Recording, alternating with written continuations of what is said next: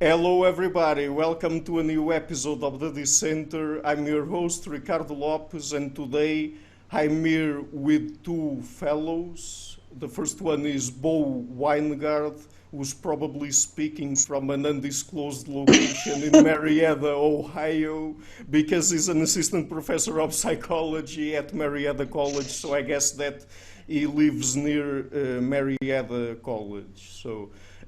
And then the other fellow here is Cory, who's an assistant professor of social psychology at Durham University in the UK, and they're both co-hosts of Psyphilopod. By the way, we have to get this clear from the start. You can't be both co-hosts. One of you has to be the host, and the Is that other right? the co-host, right? No, no, it's perfectly acceptable to say co-hosts. Oh, really? Yeah, like I don't it's know. like co-authors. You can say co-authors. You don't have to say, I'm author and this is yeah, co-author. yeah. No, because I was just thinking when you're in a car race, there's the pilot and the co-pilot.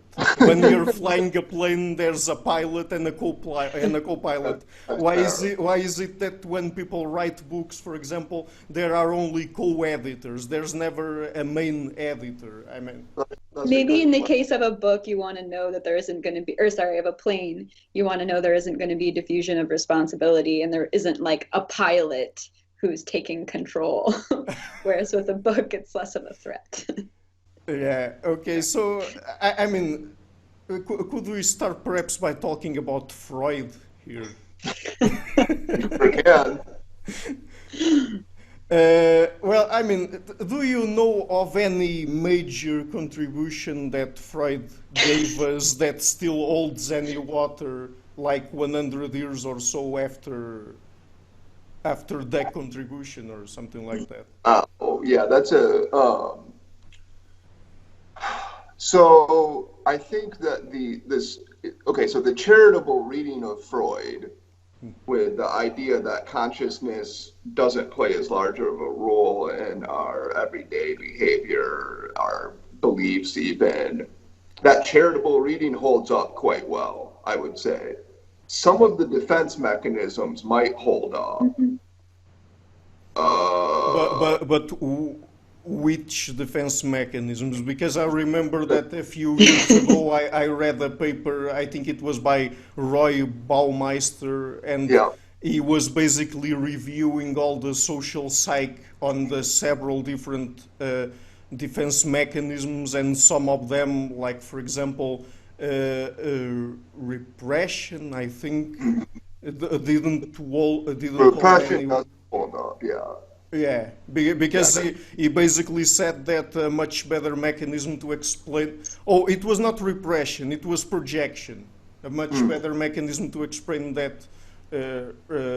that defense mechanism, let's say, was a naive realism, where people simply think that other people think the same way as they do instead of projecting something that they don't like about themselves in other people. So. yeah, no, I think that's right. So I was actually gonna qualify the defense mechanism statement by noting that the sort of explanation Freud gave for the defense mechanisms, I don't think that holds up, because the fact of the matter is Freud's theory of the mind is almost completely, or has been almost completely destroyed. So I mean, it's important to understand Freud literally thought of the mind as working with energy, right? And so there was like this finite amount of energy that was dispersed throughout the mind in this weird way, and I don't think we hold to that. There are versions of that that still exist There among are, but I don't modern think psychologists. it's persuasive. There was that metaphor with the steam machine, right? Where where Yeah, where you accumulated some sort of energy, like yeah, sexual exactly. energy or something like that, and then if you didn't put it out, you would blow up.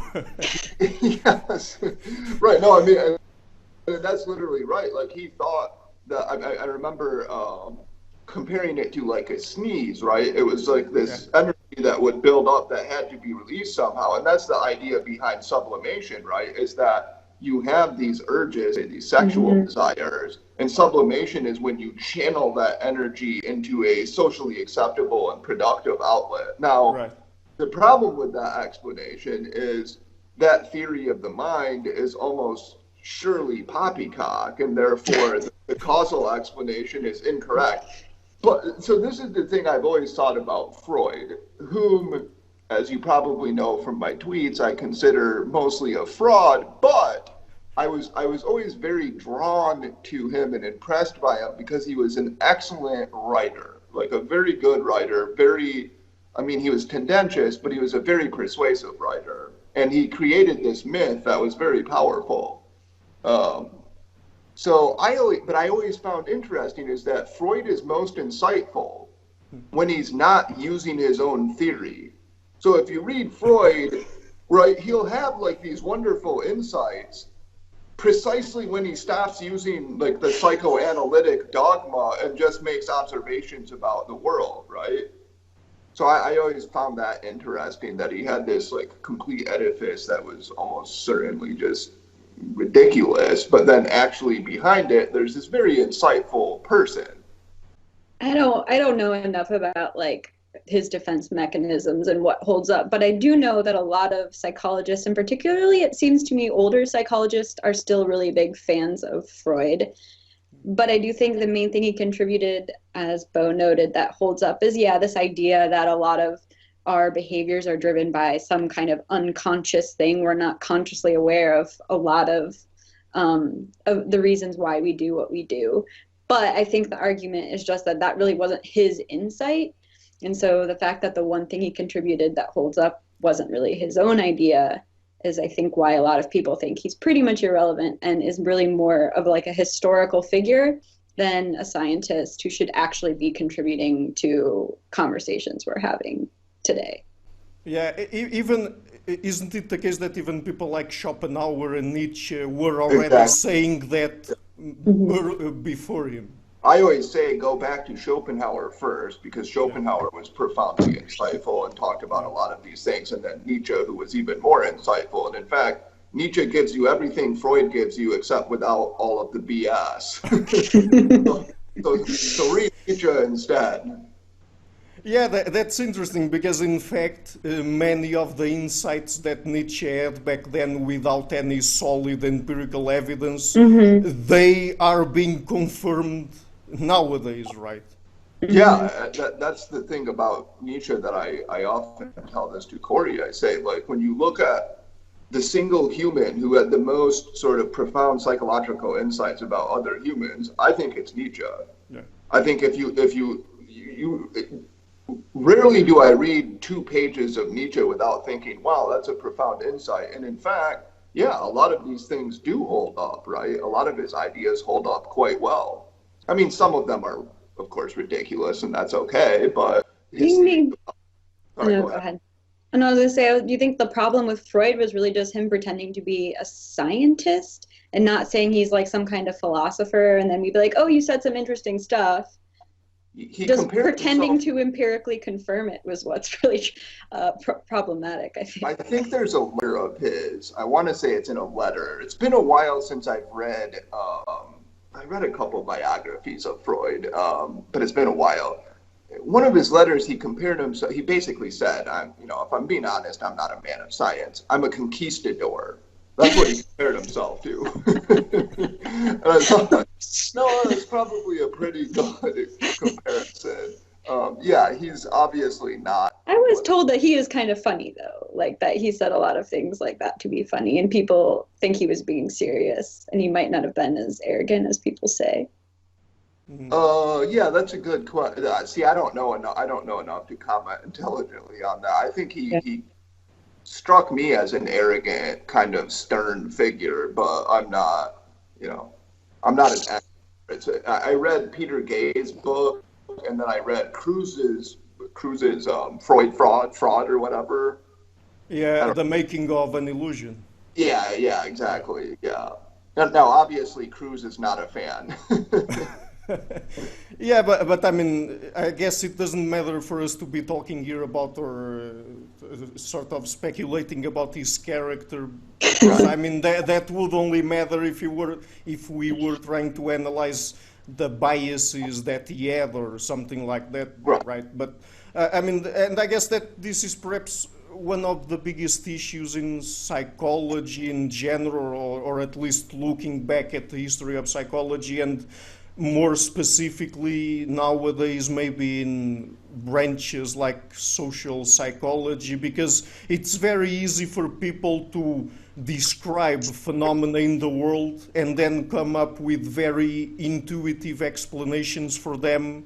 But I mean, even the other day I was reading just a Twitter thread by Moshe Hoffman, who I'm going to interview about this in August, about the problems with theories in psychology, and he was talking about cognitive dissonance, for example, and how it completely missed the point in terms of explaining where the phenomenon comes from. I mean, it's fairly good at describing the phenomenon, but not in terms of explaining why is it the case that people have it, and things like that. And I guess that's a big problem here, because we could spend all day talking about Freud's theories and Nietzsche's theories and Schopenhauer's theories of the mind, of human mind, but if you don't have a proper, let's say, a theoretical framework to approach things, and I guess that disciplines like, for example, evolutionary psychology gives you that, because it bases all of it in an evolutionary framework, and you know where things come from and why they evolve, and so on and so forth. That, I mean, you could be all day coming up with very plausible intuitive theories, and I mean, you wouldn't even know which one of them was correct, right? Yeah, so are you familiar with the book Strangers to Ourselves by Timothy Wilson, a psychologist? No, I don't think so. Interesting. It's called Strangers to Ourselves, and it's sort of like talks about how we don't know why we do what we do, right? We don't know why we have the thoughts we do. We don't know why we have the beliefs we do. We don't know why we do what we do. But what we do is we reach for the sort of most easily available, culturally accepted explanation for our behavior. And this is getting at what you're saying, right? Because there's sort of like this gap, if you will, between the brain and the mind or something that is truly perplexing, and we try to figure out like what's going on causally there, and we don't know. We have no idea. And so we, like at one time you would explain odd behavior by you were possessed by something, or she's a witch, or somebody cursed me, or they looked at me with an evil eye, right? And that was perfectly sensible. And then we went to Freud, and Freud came up with whatever explanations, etc. Yeah, it's really hard. I almost think the achievement with some of the evolutionary analysis is to stop caring about the proximate so much, and to focus on like, well, we know this is what's happening. We don't know how it's getting there, right? But we do know it makes sense from this adaptive framework, and we'll proceed from there. And then, you have cognitive neuroscience, etc., looking at trying to dig into the proximate level. But and to tell you the truth, I'm not super interested in the proximate level for the reasons you say, is because it's such a minefield. I mean, forward a theory and then it's ridiculous in 10 years, who knows, right? Right. Do you know the work by Lee Cronk, the anthropologist? I'm familiar with Lee Cronk, yes. I don't know what specific work you're referring to. The work is done where he concluded basically that in order to properly study culture and cultural variation, you have to separate behavior from culture, because it is frequently the case that when you ask people to talk about their behavior, they say one thing, but they do another. So yes, I think that's right. I think that, and in fact, if you look at the history of anthropology, right? I don't know like how familiar you are with Margaret Mead's work. Yeah. Make people And criticize. Franz Boas, right? Yeah, and Margaret Mead was criticized heavily because she relied on she didn't observe as carefully as she probably should have. She was relying on translators, and they told her things that were not true, right? And so this is a problem we run into, Cory and I, when we do studies, run into this. If you ask people, what do you think about X, or what are you going to do? They don't, it's not even that they have to be lying, it's that they don't know.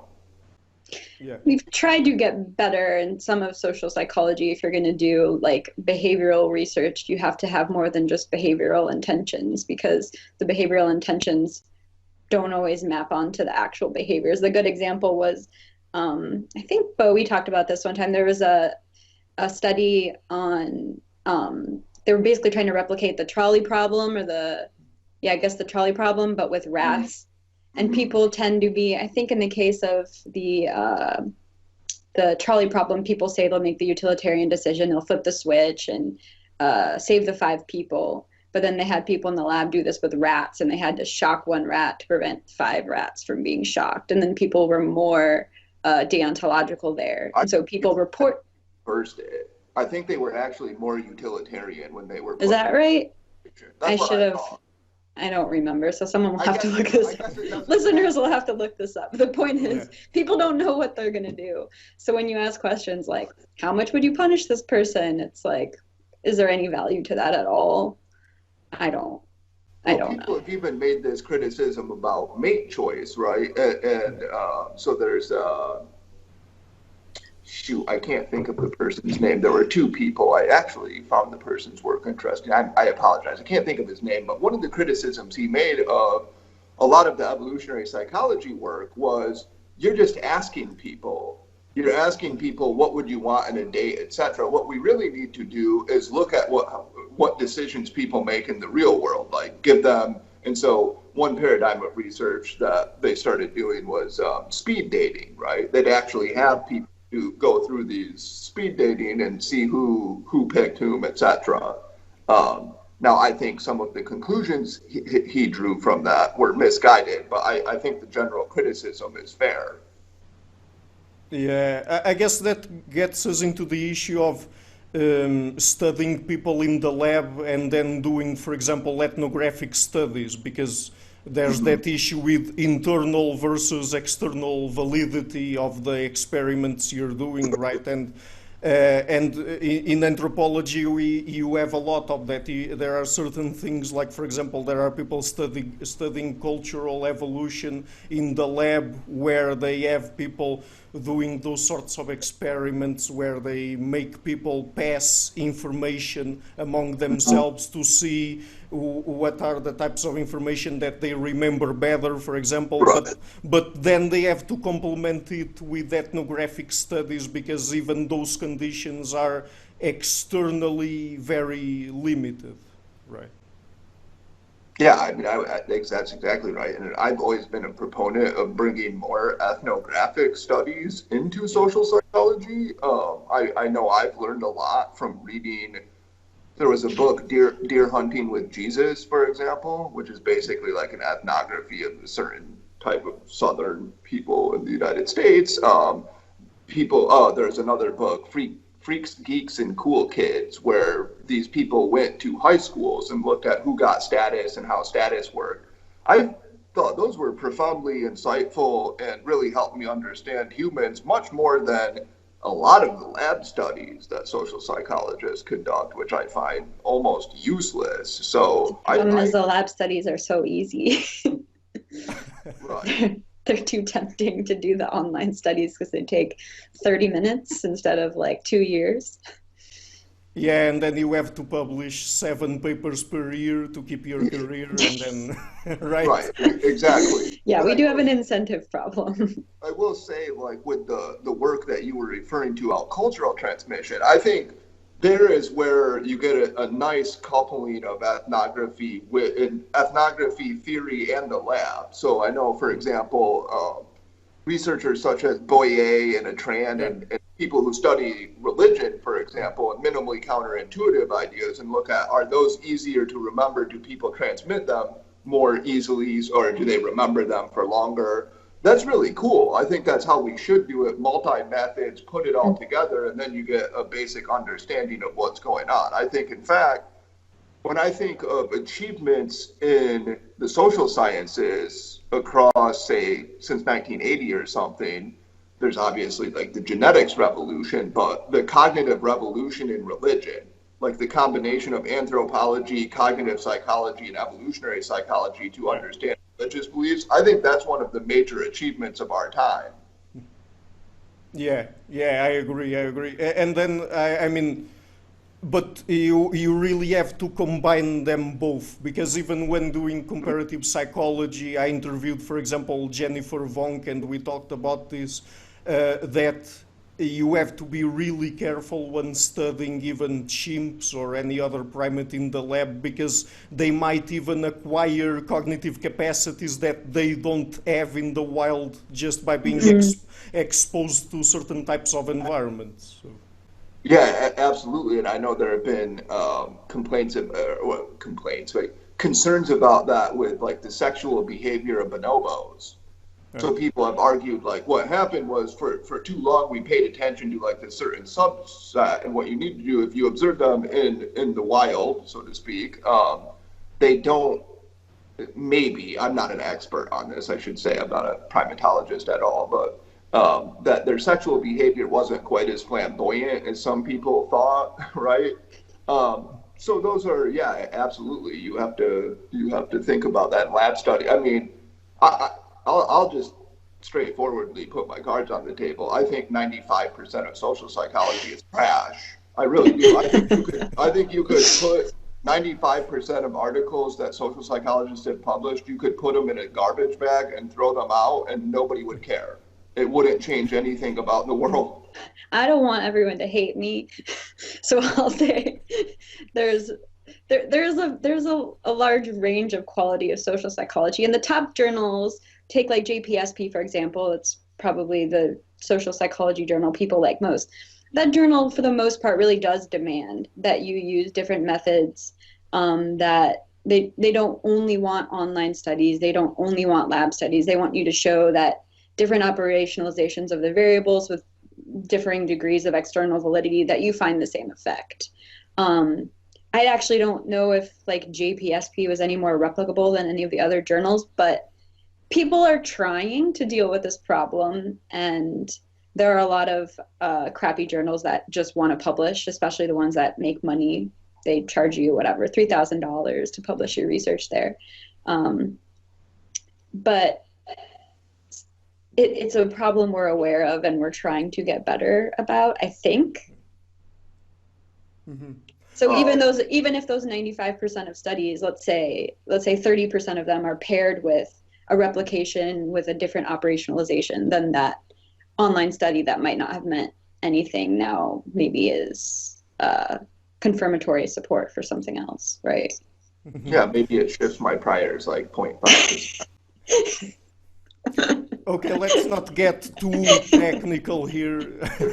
So, and I mean, that thing about the replicability crisis, it pisses me off a little bit, because people are making a huge deal, I guess, out of that. But I think we have to be a little bit more charitable about it, because, I mean, if you say, like, I don't know the exact numbers, but 70% of the findings in psychology in general don't replicate. Okay, what do you do with that information? You have to break it down, right? And go and look at the specific findings and perhaps each branch of the discipline or whatever, and say, okay, so where do we have the biggest problems? Mm-hmm. Is it in social psychology? Is it in evolutionary psychology? Is it in cognitive psychology, developmental psychology? What? And then, okay, so these didn't replicate this specific finding, but is it the case that the phenomenon itself doesn't exist at all, or was just a matter of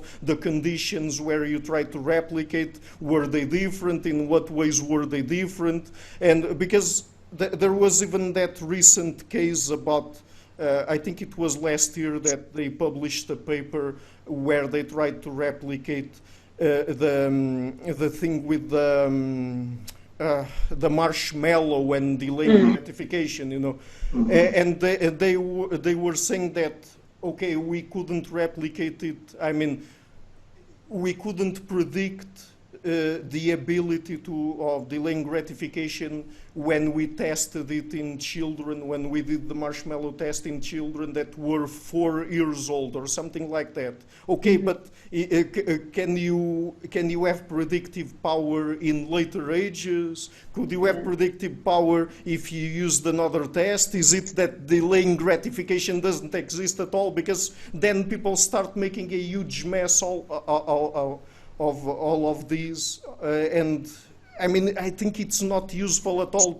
And there are even people that take that, for example, people from other scientific disciplines and say, oh, 70% of the papers in psychology don't replicate. Psychology is not a science. And I mean, what?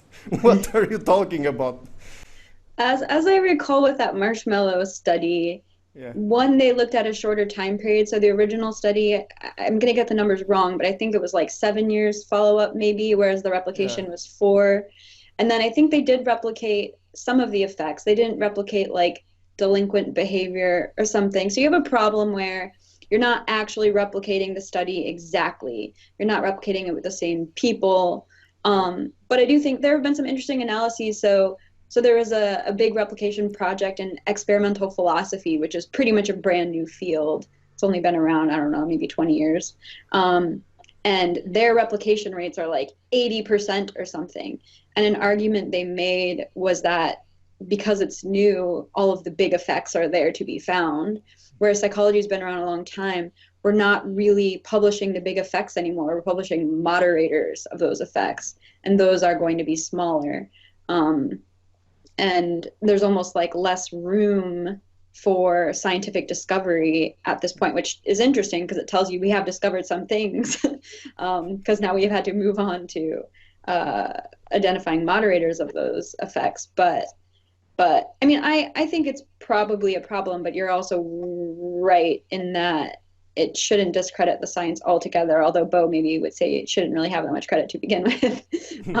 I totally agree with what you said. I honestly think most of it is distraction from real problems. I think the replication crisis is mostly not fruitful. I mean, I'm not going to say it's zero. It's not. We should care about our methods and stuff, but like it's distracting from the bigger problems, which I think we talked about this last time. I consider political bias, etc. I think those are, and like the kind of studies we do, those are the bigger problems than the replication. I should say that that's probably not the majority opinion. Probably most people think the replication crisis is the bigger problem, but I don't actually know how I feel about that. Yeah, that's a heterodox view. Well, I mean, I don't know to what extent my view is also heterodox or not, but again, I think that even if the replication or the replicability crisis or whatever, that we have to look into it carefully and really breaking it down into the several branches and the several findings and whatever, because otherwise if you just say, okay, so these percentage of psychological studies don't replicate. Okay, so what is the information that you obtain from that? Nothing, right? Right. I totally agree. Yep. Yeah. Okay, and what about the Oedipal complex? I thought we would just ignore that one. Isn't it? I will say this. It's a testimony to the power of Freud's persuasive abilities that such a ludicrous idea was ever taken seriously by anybody, right?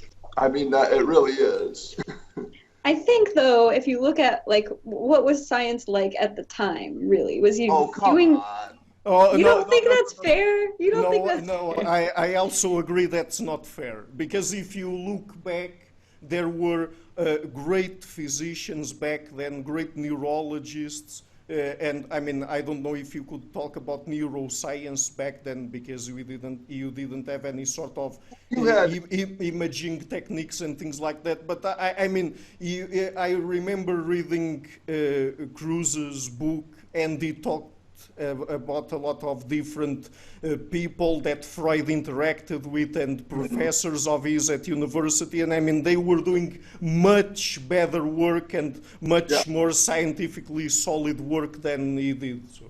Right. The problem, you see, the difference between those professors, whom nobody knows anymore, and Freud is Freud lied and they didn't. Yeah. They were humble and they were skeptical and they did what they were supposed to do and they made incremental progress. Freud was like, I'm just going to speculate on all this crazy stuff. Do you think that's mainly why he's stuck around? Because I think a lot of the problem people have with Freud isn't necessarily what he was doing, because a lot of people were doing crap back then, but because he got so much status from it.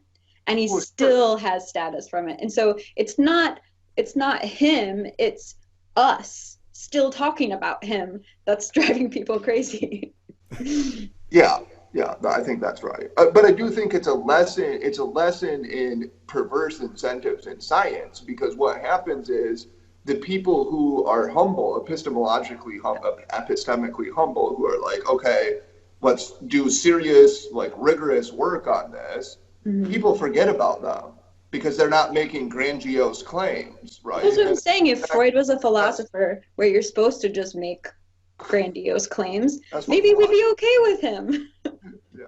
That's what philosophy is for. Yeah, but that's the problem, because if he was a philosopher, he wasn't doing science, and science is counterintuitive, and that's probably why people don't look back and think about other people that back then were already applying, for example, evolutionary theory, like William James and Edward Westermarck and Francis Galton, even though Galton is associated with the eugenics movement, I know, but he was starting with the twin studies, so it was a very great insight that he had back then. So, I mean, but that is hard thing to understand if you don't have a scientific background. So. Well, let me just point out, since you brought Galton up, I think like the true tragedy of psychology is that you have this branch of psychology coming from Galton, differential psychology, like Galton, Pearson, Eysenck, Arthur Jensen, etc. Yeah. They've discovered great things. I mean, they came up with IQ tests. Think of what a remarkable scientific achievement that is. Twin studies, what a remarkable scientific achievement that is.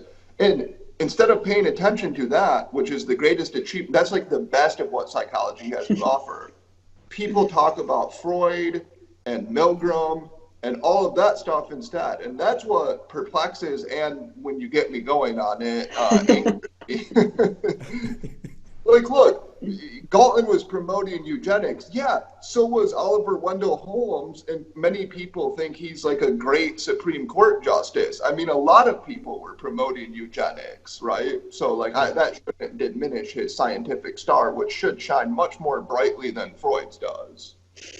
Yeah, I agree, and I agree even more because, I mean, you look at the entirety of psychology nowadays, and I mean, I love evolutionary psychology, but as far as I know, what is the discipline with the most solid results? Behavioral genetics. Behavioral genetics. I tell Cory that all the time. Behavioral genetics. If you wiped, this is what, I mean, like, if you wiped social psychology off the planet, not that big of a loss. Behavioral genetics, that would be huge, right? That would be, I mean, yes, those are profoundly interesting and important results. Well, this is my question about social psychology, and I know we've had this conversation, Bo and I have had this conversation before, but like, how much is opposition to behavioral genetics among social psychologists? Is it like a political concern, or is it fear of like being obsolete? Because the more things are genetically caused, you just start to pick away at the variance that could be explained by social factors, and social psychology looks at really, really tiny things. And at some point, I do think, you know, you start to feel, I'm a social psychologist, you're like, oh, am I really doing anything worthwhile? Yeah. What am I Well, explaining? I guess that's the same issue that the I mean, postmodernists free will got. is a very important, obviously, but Well, but I was about to say that I guess that's the same issue that the postmodernists got and still get in academia when they try to use things from quantum mechanics and mathematics and apply them, for example, to the human mind, like Lacan did, where he tried to come up with a geometrical representation of the unconscious or something like that. Because you're trying to use something that is solid science, something that is credible, just right. for you not to be a simple bullshitter philosopher of mind or something like that. Right. Like there's a video of Chomsky talking about postmodernism. Yeah.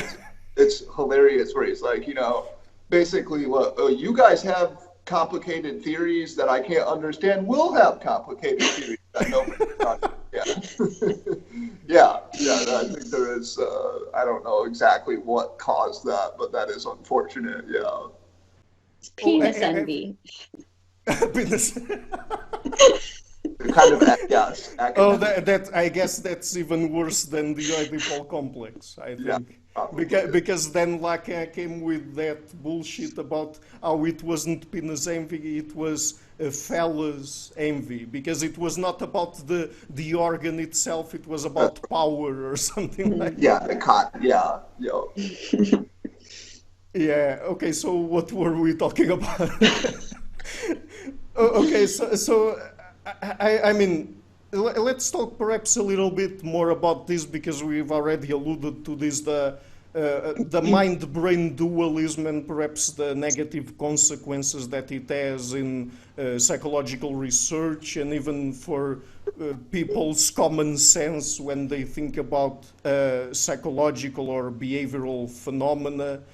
Because I guess that's the big issue and why disciplines like evolutionary psychology and behavioral genetics have a much more solid background and much higher predictive ability and things like that, because they really try to ground things in biology, and so the mind-brain dualism goes away. But from the moment you try to extract the mind from the rest, then basically there's something there in the air. I don't know exactly what, but you can be influenced in any sort of way by whatever people say and cultural aspects and things like that. So what do you think about that?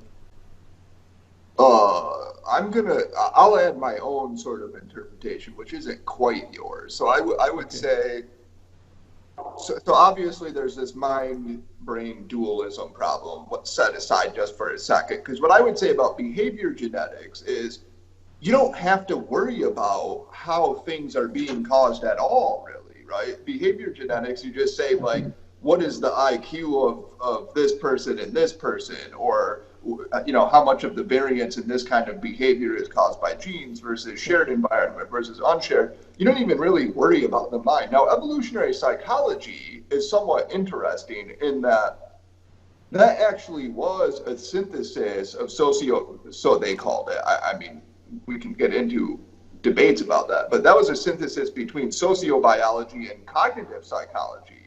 And cognitive psychology, contrary to behaviorism, said, no, we should worry about the mind, right? Like, there actually is, because B.F. Skinner, famous behaviorist, said, why are we worrying about the mind? Neurologists will figure that out. What we care about is behavior. Anything else is like nonsense, right?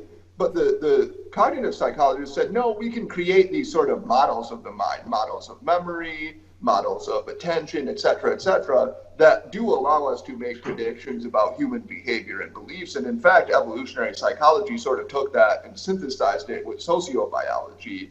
So in some ways, evolutionary psychologists, and this is why I think I'm a little bit different from a lot of them, because I don't care as much about the mind, but in general, they actually do care about the mind, right? So that's sort of interesting about them. Whereas some of the more sociobiologically influenced thinkers maybe don't care as much about like the actual mental models.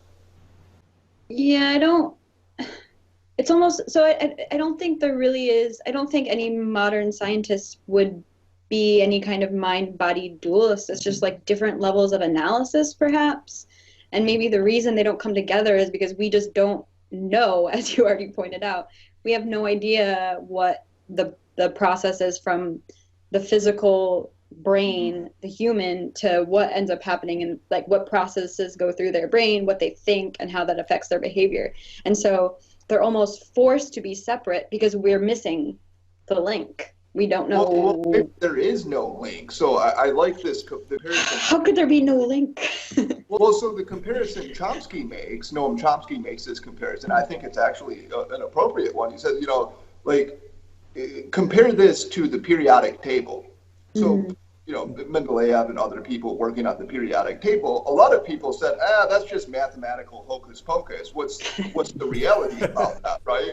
But it turns out that, like, we figured out the reality later. And so what Chomsky has said about these cognitive mental models with language, etc. Now, I'm not a Chomskyan, but like I think this argument is strong, is we can posit these models and find out how they're instantiated materially later, but maybe there's sort of no way to understand the direct link, right? It's just we have one level of material reality and then this other level of computational reality, and that's what we're stuck with, right? There's just that's our understanding is it's doomed to be limited, right? We're evolved creatures, we're not gods, and therefore it's not surprising that we have limitations on what we can know about the universe. I'm not sure we can never know, but I don't think we're very close to knowing right now. And I think that's why you have these different disciplines that are all kind of like divorced from one another in terms of how they're approaching human behavior. We're looking at genes, we're looking at brains, or we're looking at what people say they think, and we're just not really making connections between them yet. Right, but the question then is, in principle, will we make those connections? Now, I agree that those levels will be conciliant in some sense, but I'm not convinced that there will be like one grand way of putting it together. I just don't know that we actually need that. Like, there's a difference between analyzing how water ripples on the surface of an ocean and analyzing the hydrogen and oxygen atoms, right? It's just, it's not clear that those two are like, we can just put them together and not have different levels of analysis. Right. But you are referring to what exactly when you say that it's difficult for us to put it all together? Is it that it's hard for us, at least with the knowledge that we have nowadays, to understand how, for example, through its operations, the brain produces thoughts, for example? I guess I'm suggesting that there actually might be like literally different levels in nature in some sense, and that you can't understand one level from another one completely, right? There's a name. So you're a mind-brain dualist. No, that's not. No, I'm no more a mind-brain dualist than I am a water H2O dualist. I just think like, if you look at different levels, things have different properties. If you want to understand the properties of a cup of water, you look at the cup of water. If you want to understand the properties of hydrogen and oxygen atoms, you have to look at a smaller level. And it's not clear to me that there's a way to put those together completely so that we'll understand how they work together. We just have to accept that there are different levels of reality. But I hope that doesn't sound Mysterian, because it's not supposed to. No, because there's this issue, and whenever I talk with philosophers of mind, this almost always comes around. That is, people start talking about emergentism and reductionism, and I always get the same problem. That is, so if you know about the operations of the mental mechanism, and the underlying brain phenomenon that give rise to them, then why do you need to understand how you go from those brain biological phenomena up to thoughts or something? Why do you need to know that? Would that make any difference? And I like talking with philosophers of mind, but sometimes I get a bit mad because it seems to me that they're simply trying to add another invisible layer there between the brain and the mind. And okay, so we have thoughts up here and we have the brain down here. How do we get from here to there? So, but does that matter even? Well, I don't think there's like a cognition cloud, just to be clear. I think like ultimately it's true that cognition is caused by mental processes, and that I don't think we'll be able to understand mental causality just by looking at neurons, though, is I guess what I'm saying. So take a different example. Take a house key. If you want to understand why a house key opens a door, you have to know the shape of the key, right? Because that's how it opens the door. Now, the shape of that key is caused by underlying molecular structures. But if imagine you were stuck inside the molecular structures, you wouldn't know. This is like a Leibnizian thought experiment. Like, imagine you're stuck inside there somehow, like Ant-Man, you're in the quantum realm or something. You wouldn't be able to explain the sort of higher level causality of the key fits in the door and opens it because of how it's shaped, because of its 3D structure. I guess that's what I'm saying. I think thought is sort of like this 3D structure. Is that making it less clear? I'm just laughing at how unhelpful this is. But that's how these conversations always go. And I think it's just because we really don't know. Like, it doesn't seem obvious to me that we couldn't, like, predict human behavior from knowing, like, the structure of someone's brain and, like, the neural firings. And it's not obvious to me that we wouldn't be able to predict human behavior with 100% accuracy. We're obviously not even approaching being close to doing something like that. But it could happen. Maybe it can't, but we don't know that it can't yet, and we don't know that it can yet. I think you will be able to, because what you'll do is you'll look at people's behavior, you'll correlate it with neural firing, and then you'll make the extrapolation that similar neural firing in other people will lead to similar behavior.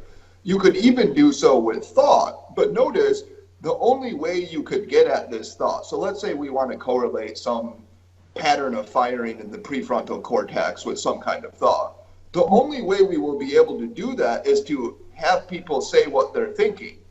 If we didn't know what they were thinking, if they didn't say it, I don't think there's any way we could get at it simply by looking at the material processing. That's what I'm saying.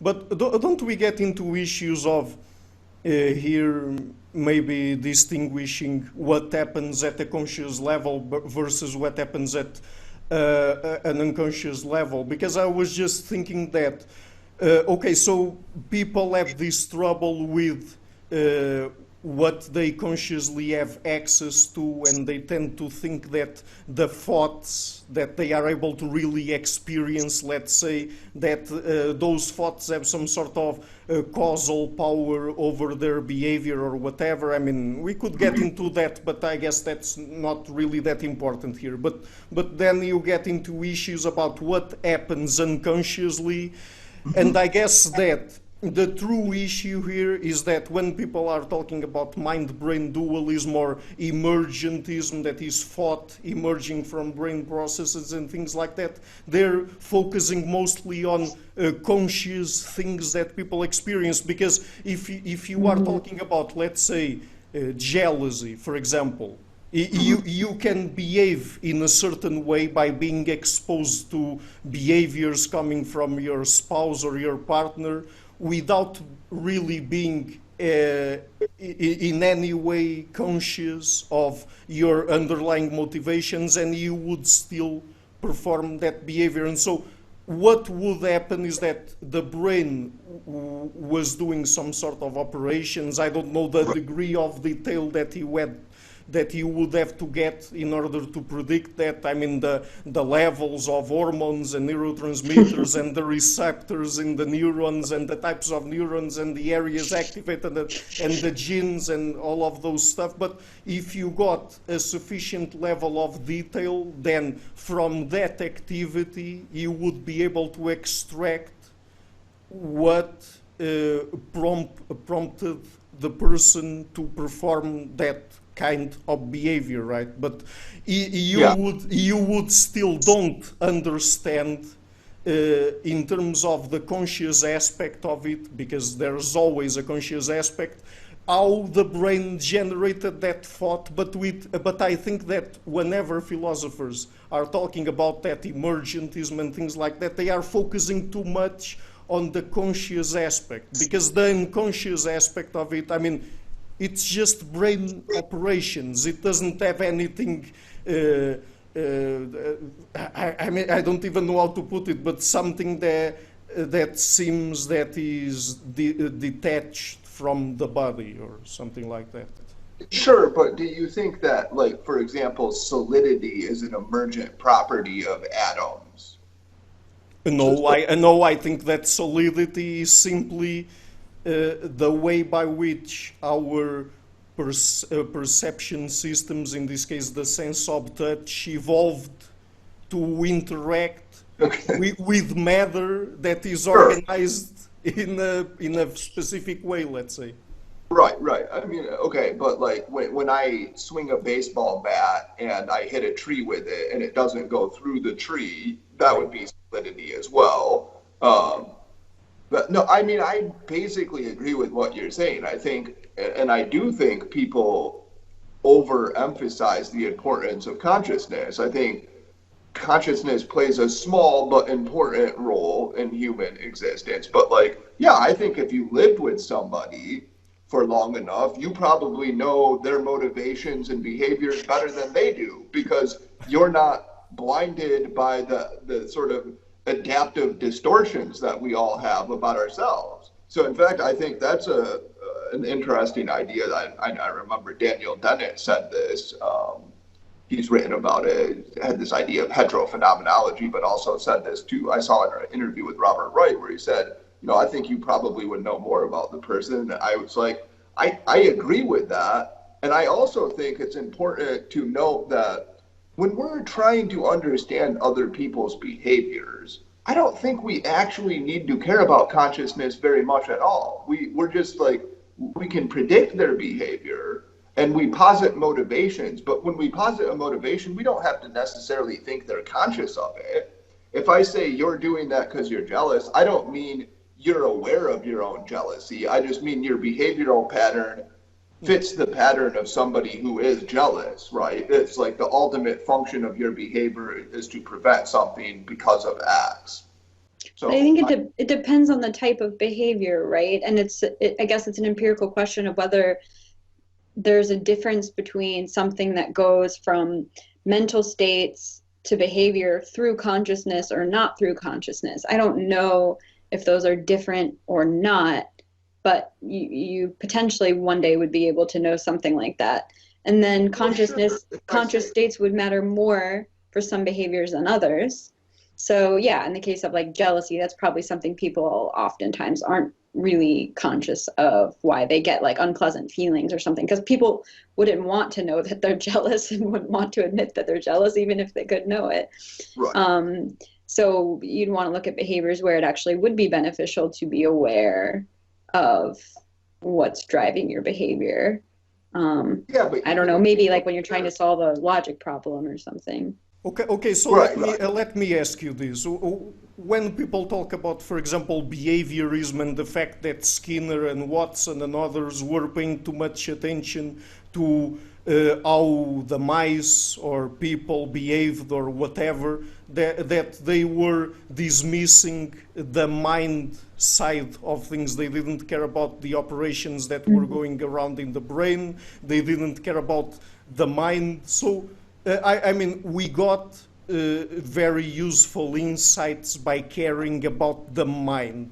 But what are we referring to when we talk about the mind? We're not referring to what people experience subjectively in their minds, right? It's not the feeling that they get when they are motivated to do something. That's not what we're talking about, right? That's not what I'm talking about. Yeah, I agree with you. So like, I think if you look at the debate between, so often people conflate these issues, right? So if you look at the debate between Skinner and cognitive psychologists, it wasn't, should we be talking about how something feels or whatever? It was, should we be positing this sort of computational level? Should we be attempting to understand how cognition works at this more abstract level? So for example, the Baddeley and Hitch model of memory, in which you posit there's this buffer and then there's a visuospatial sketchpad and there's this, and this is why memory works the way it does. Skinner would say, we don't need that. That's just like this fictitious realm. Baddeley and Hitch, Neisser, Chomsky, Miller, other people who were associated with the cognitive revolution would say, no, that's exactly how we do make progress. But that's not about feelings, right? That's not like, oh, when you smell a rose, we have to talk about the delightful experience of it, right? So yeah, I think it's important not to conflate those two, because you could be somebody who was very taken with the cognitive revolution, but think that we shouldn't pay a lot of attention to people's actual conscious experiences.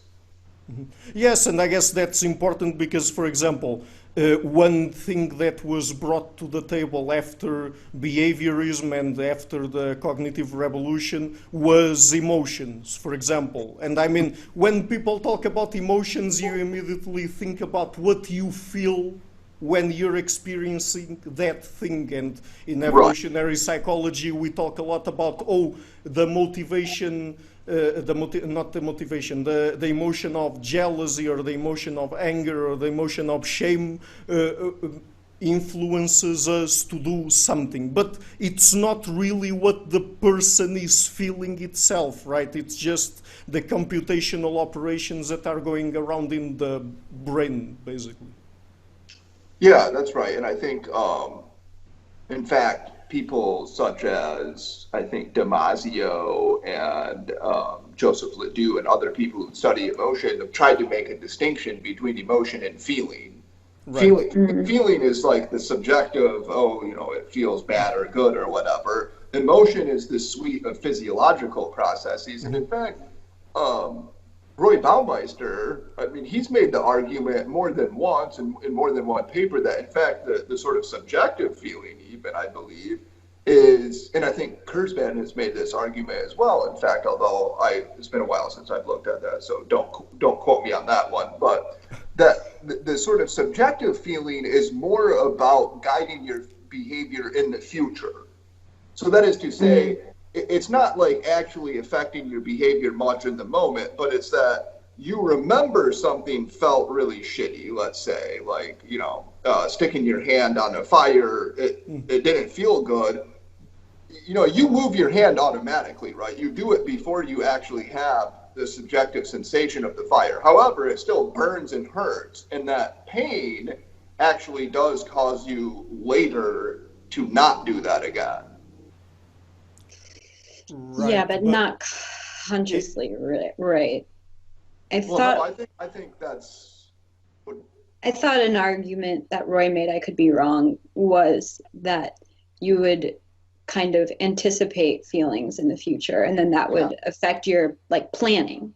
Right, exactly. So it's not like, I anticipate feeling. Well, maybe I don't need to make this distinction, or maybe it's two different types of how your feelings can affect your future behavior. Are you saying like your mental model could do it without your being aware that you're sort of processing this? How is this going to feel? Well, that could happen, but also you could be like, do I want to go to this party tonight? If I go, I'm going to feel really awkward. Okay, I'm not going to go. So you can anticipate. That's what I was saying. That was exactly the point. Okay, maybe I just didn't think of burning your hand was a good example because happens so unconsciously. No. My point. That was my point. Is that you move your hand unconsciously, but maybe like 10 days later, you're like, should I reach for this marshmallow? No, that really hurt last time I did. Okay. Yeah, but is it then that 10 days later, what's causing you to avoid that behavior is you being conscious of what happened? Well, I mean, clearly other Could be. probably non-conscious animals learn and avoid things, right? Right. So the punishment causes them to decrease their behavior in Skinnerian terminology, and reinforcement causes them to increase their behavior. So it's not clear that consciousness is important for that. It does seem to be, and this is, I know you interviewed David Geary. One of the arguments Geary makes, and other people have made similar arguments, is one thing that you do need consciousness for is for creating what-if scenarios about complicated phenomena. So imagine that you're trying to think about, how am I going to become the president of this mafia organization? Right? You need consciousness to plan to become the leader of the mafia. So you know, because like there are a lot of the phenomena in the world are pretty predictable, and you can solve those problems via evolved mechanisms because they do the same thing. Something falls the same way, etc. People are hard to predict, so you have to think, okay, like Tony is in love with my wife, so I can set him up, and then I can maneuver around him, and then I can kill this person, right? And that's where consciousness is really important. It's this planning ahead about complicated phenomena and unpredictable phenomena. Okay, How do you get alphas in other animal groups? Well, you do, but not as sophisticated. First of all, like other groups don't. Yeah, they just fight, and then that determines. Well, there's just not this sophisticated social behavior that you get in humans. Yeah. Also, another thing I should say that probably cultural learning. Well, I don't know about if consciousness is so much for that, but okay, I don't know. You know what? The reason I say that is I was reading Joseph Henrich's book. I don't know if either of you have heard or read that book. The Secret to Our Success. And it's remarkably good, I have to say. And like it really made me think about how, you know, just anyway, it's a side point, but it's a good book. Tangential. No, I was just thinking about, I mean, yeah, you can use consciousness to do that. It's somewhat of the same hypothesis that E.O. Wilson put forth, I guess, the imaginative world hypothesis or something like that, that you can create fictional situations in your head and run simulations to later know the best approaches that you should have to a situation, or how to approach a person or something, or how to plan the future even. But I was just thinking that, I mean, is it the case that you have control over the thoughts that pop up in your head even while you're going through that process? What do you mean by control? Yeah, exactly. Getting into. We need to be stoned for this conversation. Who's the you? I need to invite Robert Rivers, I guess. Yes. No, there's this really important insight that Nietzsche had when he said, one of our main mistakes is that we trust grammar. And in grammar, you have to say, I did X, right? You need a subject and an object. And like, he said it would be more appropriate to say, it thinks me. And I thought that, I was just like, my mind was blown when I first encountered that. I was like, whoa, man, because that's like really profound. So no, like, obviously there's some sort of causal mechanism creating the imagined world is what you're getting at. And that causal mechanism is not a you. So I well, it depends how you define a you, because you could just be your thought processes, but and also that's just so counterintuitive, it would never pick up. No, it will not pick up. But it's clever, and I do, I mean, but okay, so presumably we're all basically evolutionary psychologists here. Consciousness had to evolve for some purpose, right? I mean, it clearly must be playing a functional role, and so it's not. And the one species we know to be conscious is kind of killing it, like we're doing some really cool stuff. Well, that might we're having this conversation. Yeah, but then you also get into issues of post-hoc rationalization and the fact that you don't really have access to your underlying motivations.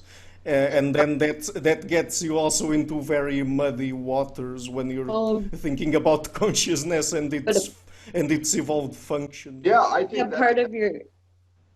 I was going to say, part of your consciousness, like the point of it could just be using that to explain to other people your behavior, which is related to what we were talking about before, that you need that post hoc rationalization to explain your behavior to other people and convince other people you're a decent person. And so even if it's like we have a value judgment about it, that's a bad thing, but it's not necessarily a bad thing, and it's probably a very useful thing, even if we wish we could be more honest about our motivations. No, I mean, in fact, there's speaking of Robert Kurzban again, he has an article called "Are Social Psychologists Too Selfish?" I think that's what it's called. Anyway, his argument is, I'm going to simplify it, but in some sense, like the conscious self is a PR representative, right?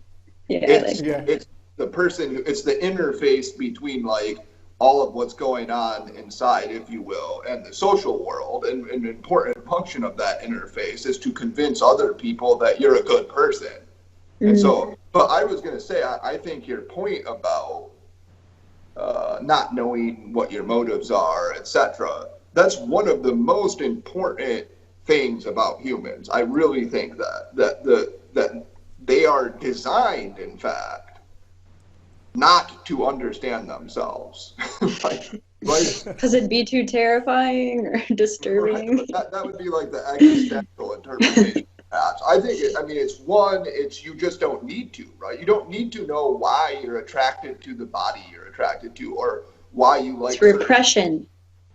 Or it's repression, that could be. Or why you like, people don't know why they like bacon. If you ask them, why do you like bacon? They'll just say it tastes good. Well, that probably is why they like it proximately. It does taste good. Right, but I mean, they have no real insight into the actual causal process there. Well, they don't know that they would have like evolved to like the taste of animal fat because it was high calorie and it made them.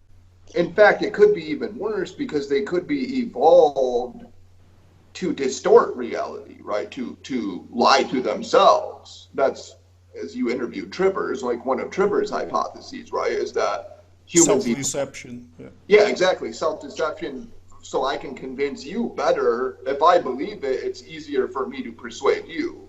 I kind of wanted to ask you, Ricardo, is that what the cognitive dissonance point was about? That it's not about feeling discomfort the self, but about feeling like potentially being a hypocrite and being afraid of being a hypocrite? Yeah. I reread Moshe Hoffman's Twitter thread just the other day, and I think he was saying that basically Festinger got wrong the fact that people,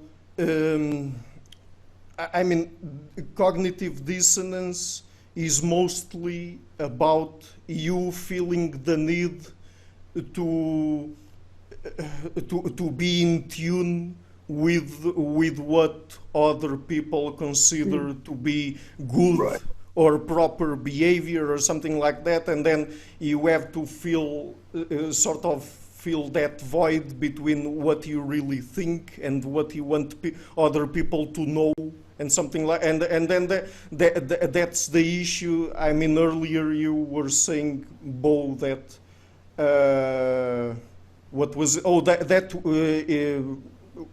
basically we know this from evolutionary psychology and so on, that in order for us to reproduce, for example, we don't need to know why we are attracted for that specific person or whatever, but we don't need to know that, but we feel the need to come up with an explanation for that. Right. We feel the need to fill that void between what we do and what we understand about what we do. Right. Yeah, that's, oh, go ahead. So I'll just bring this, and you say this because I don't want to forget this insight. So so profound. It reminds me, like split brain patients, you see this, but also patients where you stimulate their brain. Yeah. If you stimulate certain areas of the brain, say they'll laugh. It just makes them laugh. And if you ask them, why are you laughing? They don't say, I don't know. They say, you guys are funny. Yeah. Because they need to, the brain is like, just like, there has to be an explanation for it. It can't be, nah, I'm just laughing. Or even what would make sense is, well, you're stimulating my brain, dude. They say, oh, well, you're funny, right? And so they have to explain this somehow. I was going to say this is related to Bo's profound insight about one of my papers, Making Punishment Palatable, where I said that people like believe in free will to make, I guess I was kind of arguing, to make themselves feel better about punishing other people. Yeah. And he said that's probably wrong. And I think he's convinced me now that it's really about justifying it to other people. So you would only say that to people who think free will is a prerequisite for moral responsibility. And you would only say that to other people so that they won't punish you for punishing someone else. And I think that's probably true, that so much of conscious thought is almost entirely social, and you might not ever, you wouldn't need it alone. In the case of a split brain patient, I assume the person might not even feel compelled to think that the person was funny. They would only think of that when asked. Well, that wasn't a split brain patient. Yeah, sorry. but that that's wasn't the a thing. split brain. Yeah, that was just an example of somebody getting their brain stimulated. Oh, whatever. The issue is like that you wouldn't even think to come up with a conscious explanation for your behavior unless you felt as though you needed to defend yourself to the social group or someone who could affect your well-being. Right, that was Hoffman's argument, that basically you don't need to justify it to yourself, just to other people. And if it was, I mean, it wouldn't make sense to have cognitive dissonance for yourself. I mean, if it was just for you to believe something, then you believe it, and it's done, right? Yeah. I wonder if like a human lived a completely isolated life, would they develop the same kind of consciousness? I mean, they're still a human, but do they need that kind of social experience to develop consciousness or sophisticated consciousness? Yeah, I think if you look at the few people that are close to people who have been found who were wild children, they just don't have the same kind of consciousness. It's a How do you know? How do you measure? But that's the issue, right? Because what are you saying there? That they don't have the same degree of consciousness, or that they simply aren't able to perform the same sort of mental operations, at least in the same way? Because feral children, for example, the cases that I know about, they weren't able to properly process language, but that's just maybe losing that capacity. But I mean, in terms of the subjective experience of it, I mean, can we say something about that? I don't know we can. Well, okay, so maybe not. So let me circle back to the cognitive dissonance point, though. So I know, here's another interesting thing that supports this argument, which is that you induce cognitive dissonance when it's a public, not when it's a private.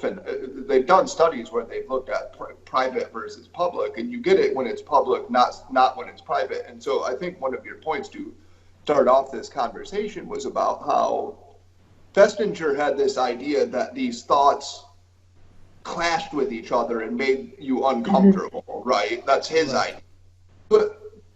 And that's kind of using introspection. You're like, oh, it's painful to have these. But the fact of the matter is, most people have conflicting thoughts all the time.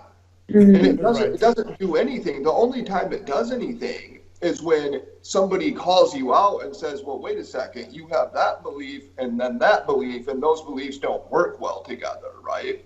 And in fact, one of the things I've always been impressed by about humans, especially like non-philosophers, is how domain specific their beliefs are. Like they can have one belief here that totally contradicts another belief they have, and they don't even think about it. It doesn't even matter to them, right? Like completely scientific people who believe in ghosts. Right, exactly. No, and that's a very interesting point, because when you listen carefully to people having arguments, particularly philosophical arguments, they are all the time contradicting themselves and they don't even notice it. Yeah, exactly. But don't you think there's always this sort of like lingering concern of being found out to be inconsistent or hypocritical, and that could affect people's private thoughts? I mean, this isn't opposing your point. I'm just saying, like, there has to be some sort of like internal concern for hypocrisy that's always hanging out there, and then you care more as the threat of being socially called out increases. Yeah, but you still have to have the social aspect of it. I mean, Right. why would you be bothered by having conflicting thoughts yourself? Or even if you wanted to believe something, why don't you simply believe it? And that's it. And you know what, though? That's a really profound insight, because philosophers think we're like kind of trying, like humans are sort of critical and interested in the truth. No, we're not. Bullshit. We have whatever beliefs we want. It's only when we're disciplined by a social structure that values consistency in the truth that you would ever get somebody sitting around being like, well, does that actually make sense, right? And without that, you would just be like, I believe this, I believe that, I believe this. Who cares if it comes together into a coherent whole? Well, this may be like an impossible question to answer, but don't you think on the whole it would be better to be right and know the truth?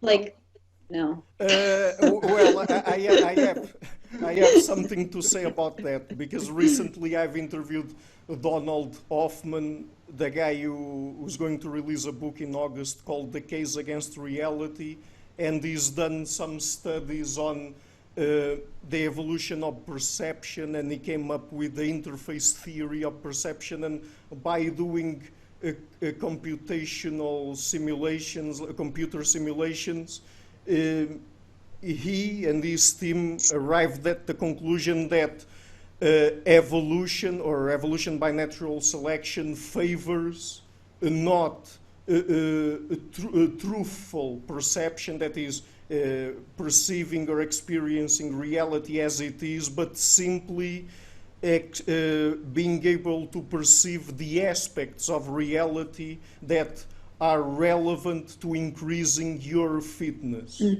Okay, I hope this point isn't too abstruse or abstract, but here's a complaint I always have with that argument. Okay. Okay, so it doesn't really make sense to me to talk about reality as it is. What does that even mean? I'm with like Nietzsche on this. It's like, what could possibly be meant by this real reality that nobody can know, right? It's sort of the Kantian problem. You posit, well, there's this mental reality, and then there's the real reality. Well, what does that even mean? What was the real? We can't even say anything about the real reality. Could be like the average of the experiencers or something, like bats plus humans. All sensory systems, and added all of them. Take the average. That's real reality. Right. Yeah. I mean, okay. So then, sorry. Go ahead. So just to make the conversation easier, let's assume that the real reality is whatever knowledge you acquire about how the world works through science. Okay.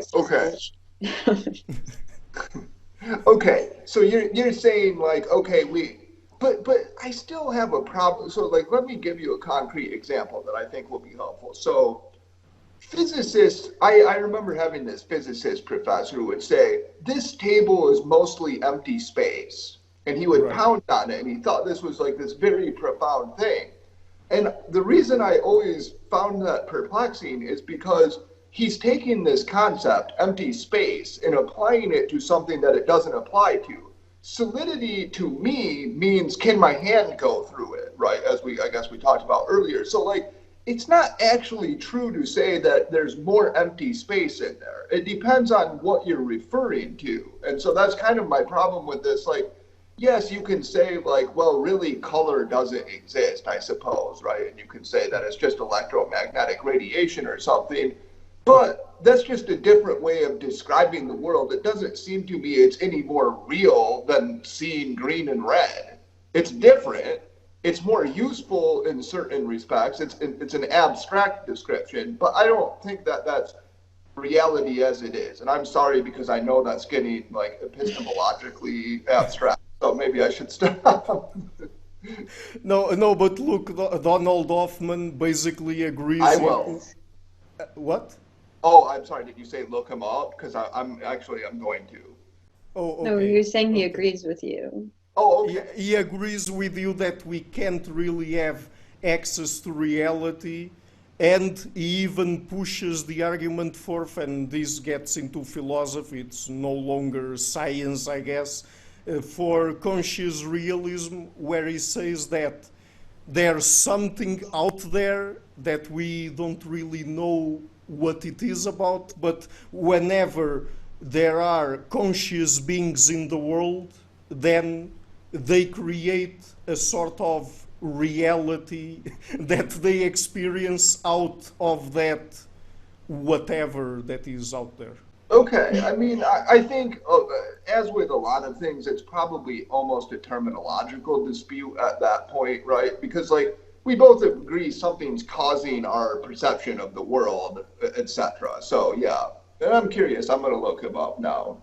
Yeah, you have to look up the interface theory of perception, and then, yeah. Okay, so I guess that I'm just going to say this because we're talking about hypotheses as to why or how consciousness evolved.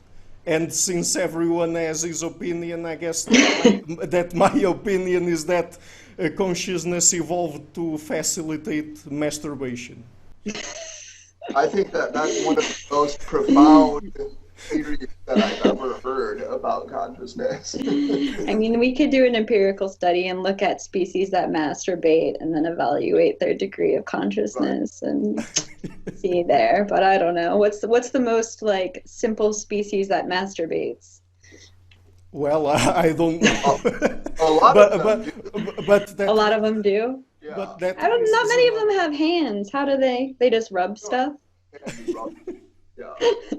Yeah, I was actually surprised because I looked into it because of the, like the sort of sperm competition hypotheses. And so one of the arguments from the sperm competition is like you have to get rid of the old sperm. And that's one reason you get rid of it, right? And so... Because the fresh stuff is faster. It's better, yeah. And I guess I heard Shackelford talking about different animal masturbation. I was like, oh, that's interesting. But then if that was the case, maybe it would work as a proxy for knowing if an animal is conscious or not, and then That's right. and then Peter Singer would have to take that into account. If mussels masturbate, we can't eat them anymore. Okay, but what happens is that they just open their shells and then they go against a rock and then it simply happens that they ejaculate. I will allow you two experts to contemplate that one because I do not know anything about mussel reproductive behavior. Yeah, right. Okay. So just before we go, just another hypothesis that I have concerning evolutionary psychology, and I mean gathering all the anecdotal evidence that I have from my interviews. I have this hypothesis that is, I think that researchers and scientists, female researchers and scientists, are, if you were to compare them with other areas like gender studies, for example, they are on average more attractive, and the reason for that is that through evolutionary psychology, we arrive at certain conclusions in terms of the mate preferences from men and what men find attractive in other women. And so more beautiful women would feel more attracted to evolutionary psychology because they wouldn't feel as threatened by the results than gender studies researchers and people like that. That is an interesting hypothesis. I'm going to refrain from speculating about that, although I will say that I have privately mused about certain things that are related to that, but I'm not sure that I have anything that would be edifying to say. You can test that hypothesis. Yeah, actually, you could test it pretty easily. Yeah. I mean, as long as the people would volunteer for that, right? Just got to submit a picture, area of study. You know what? Here's one that I think is reasonable. That's not so politically incorrect. I thought about this with feminism. And so there's sort of like pro-sexual feminism and sort of hostile sexual feminism. That is the feminism that thinks you should use your sexual capital and that's a gift that nature's given you, and those who think you shouldn't. I suspect you'll find a difference in attractiveness between those two camps. That is the more attractive ones think. Sorry, go ahead. Wouldn't you think that the more attractive ones would be more attracted to the pro-sexual feminism because it's in their own interests? But what do you mean by pro-sexual feminism? So there's this theory, Catherine Hakim had this idea that women have sexual capital and that you can use this, right? It's a way to get ahead in the world. You can show a little cleavage, you can flirt a bit, and it allows you to climb up in the ranks. So it's like a form of capital. And some people are very hostile to that attitude. They think you should not use sexual capital because it sort of plays into the objectification of women. And some people think you should and strongly encourage that women take advantage of this. And so I'm saying the ones who think you should take advantage of it, I suspect, are on average more attractive than the ones who think that you shouldn't, right? Because it would make evolutionary sense that if you were more attractive, you'd be like, I should be able to use this. Yes, and it would make sense if you were less attractive that you wouldn't want the attractive women doing that because then you're disadvantaged. Yeah, right. That makes sense. By the way, for viewers who are concerned about this, I'm not saying one way or the other is correct or that the argument... It's a plausible hypothesis. It's a hypothesis, and yes, that's it. Okay, but how is that in any way less politically incorrect than my hypothesis? It's not. You just provoked me to say it. Okay, so I mean, should we end the interview here, or also... It's only going downhill from here. Job, yes. Yeah. Women are awesome. I'm a feminist. And they're very smart. Yeah. Yeah, and if women didn't exist, men would have killed themselves a long time ago. So. Absolutely. Yeah. Okay, so let's leave it at that. And look, it was really nice talking to you again. So. Nice talking to you too. Yeah, thanks for having us. Hi there, thank you for coming to my channel and for watching this interview until the end.